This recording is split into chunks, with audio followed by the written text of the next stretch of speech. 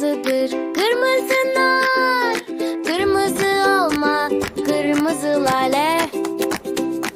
Benim rengim mavidir, mavi sema, mavi deniz, mavi kalem. Ben yaşılı sevirem, yaşıl ağaçları, yaşıl yarpaqları, yaşıl otları bəsən. Ben sarını sevirem, sarı güneş, sarı ulduzlar, sarı kuşlar. Narıncı da güzeldir, narıncı payız, narıncı portakal, narıncı kepenek. Ben övşeğini sevirem, ben övşeği güller, ben övşeği üzüm, ben övşeği don. Çəhrayını unuttum, ben çok sevdim çəhrayı. Çəhrayı tor, çəhrayı şar. Kırmızı, mavi, yaşıl, sarı,